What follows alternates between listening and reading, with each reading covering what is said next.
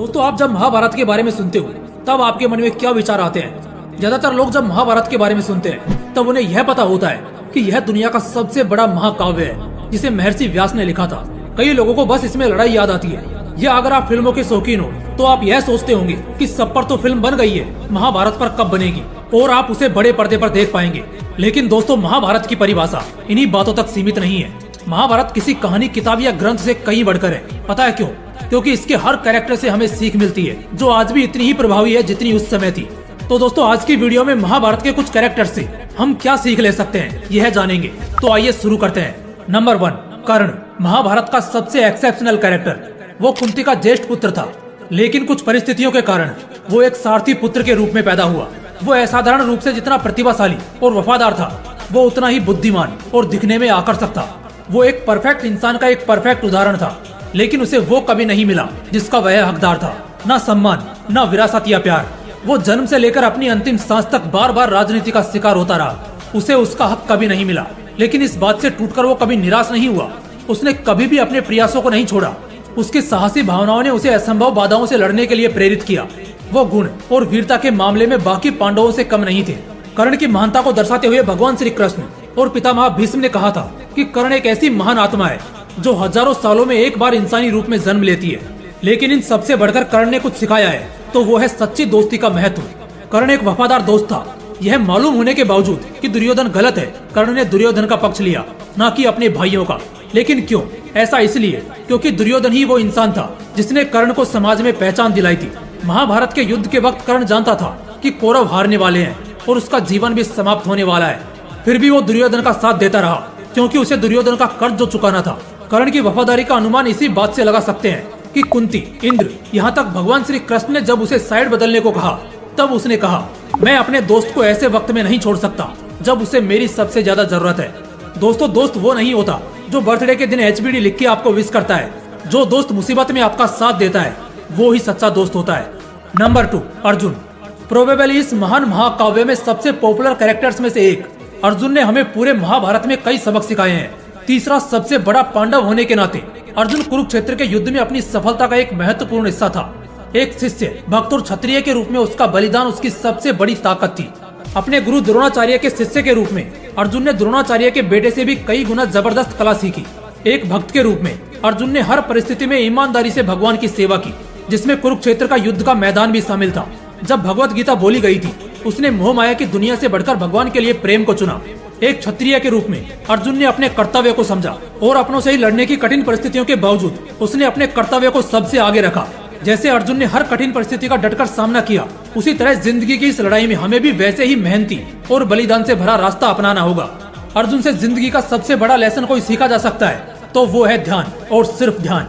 अर्जुन और पंछी की वो फेमस स्टोरी तो आपने सुनी ही होगी, जब गुरु द्रोणाचार्य अपने स्टूडेंट्स को पेड़ पर बैठे पंछी की आंख में तीर मारने को कहते हैं। लेकिन उससे पहले उन्होंने हर एक से पूछा कि उन सब ने क्या देखा। इस सवाल का जवाब देते वक्त किसी ने पेड़ कहा, किसी ने पत्ते, किसी ने पेड़ की डालियां कहा तो किसी ने पंछी। लेकिन अर्जुन का जवाब था कि उसे बस अपना लक्ष्य यानी पंछी की आंख दिखाई दे रही है, और अंत में उसने अपना लक्ष्य भेदा भी। अर्जुन कला और शिक्षा दोनों में ही एक कुशल इंसान था। बावजूद इसके उसने अपनी कला पर कभी अहंकार नहीं किया। उसने सिर्फ भगवान की सेवा की और एक क्षत्रिय के रूप में अपना कर्तव्य निभाया। कुल मिलाकर अर्जुन एक अविश्वसनीय भक्त, दोस्त, एक स्टूडेंट और एक क्षत्रिय था जिसे अपनी कला का जरा भी गुरूर नहीं था। हमें भी अपनी कला पर गुरूर नहीं होना चाहिए।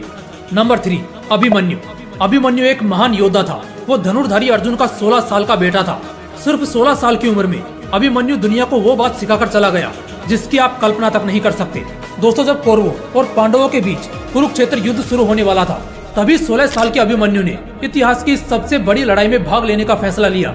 लेकिन लड़ाई में उसके साथ क्या होने वाला था वो उससे अनजान था। युद्ध का जब 13वां दिन चल रहा था, तब गुरु द्रोणाचार्य ने चक्रव्यूह रचने की योजना बनाई। पांडवों के साइड से सिर्फ अर्जुन और श्री कृष्ण ही वो दो इंसान थे जो चक्रव्यूह के भीतर जाना और उससे बाहर निकलना जानते थे। कौरवों ने चाल चली और अर्जुन को फंसा के जीत का दावा करने की कोशिश की। लेकिन इस धर्म और अधर्म की जीत के बीच एक युवा दीवार बन के खड़ा था।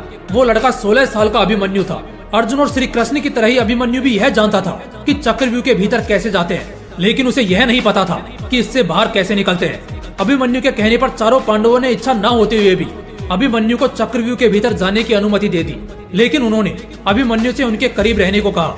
अभिमन्यु चक्रव्यूह के अंदर पहुंच गया उसने बहुत समय तक कौरवों के बड़े बड़े योद्धाओं से बहादुरी से लड़ाई की। अभिमन्यु अपनी पूरी ताकत से लड़ा, मगर अंततः कौरवों ने उसे मार डाला। दोस्तों, अभिमन्यु से हमें यह सीख मिलती है कि कितनी ही मुश्किल सिचुएशन क्यों ना आ जाए, हमें अपनी अंतिम सांस तक उसका डट के सामना करना चाहिए। लेकिन हमें यह भी सीखना चाहिए कि किसी भी लड़ाई को आधे अधूरे नॉलेज के साथ नहीं लड़ना चाहिए, फिर चाहे वो जिंदगी की ही क्यों ना हो। नंबर 4, भगवान श्री कृष्ण।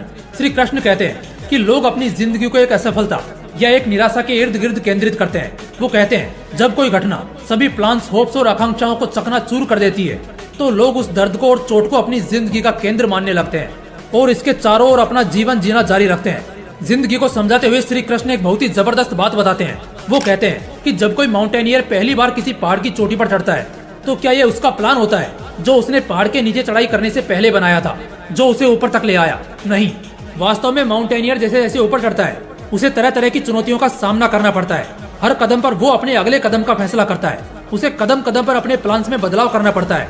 लास्ट स्टेप के लिए काम करने वाला उसका प्लान उसे अगले स्टेप में बुरी तरह विफल कर सकता है।